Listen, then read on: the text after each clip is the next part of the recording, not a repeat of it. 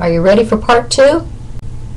Okay, let's start. Paris was born as the son of Priam, the king of Troy, and Hecuba, his second wife.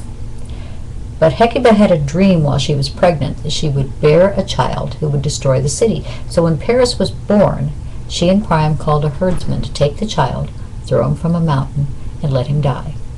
The herdsman was a kind-hearted fellow. He couldn't bear to kill the baby, so instead he took the child home, and he raised him as a shepherd.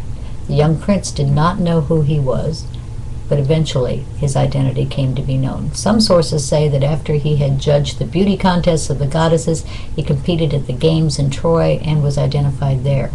The problem with legends is that anytime you look at legends, you're going to find 50 different versions. So we're going with the most accepted and most popular versions. You may find others out there, and that's just fine. After Paris returned to Troy, and after he was acknowledged as a prince, he became a diplomat of sorts, an emissary. So he was sent to Sparta to meet with King Menelaus, who's the twin brother of Agamemnon. As you remember, Agamemnon is the most powerful king of Greece. Menelaus treated Paris like the royalty he was, but he had to leave to attend a funeral. Big mistake.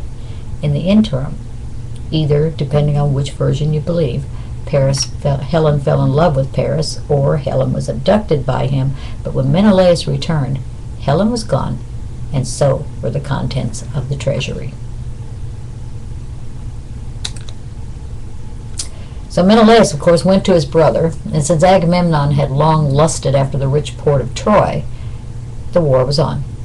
Paris dies, the city of Troy is burned, and Helen is the stuff of art, of poetry, of music, and of legend. Stay tuned for part 3.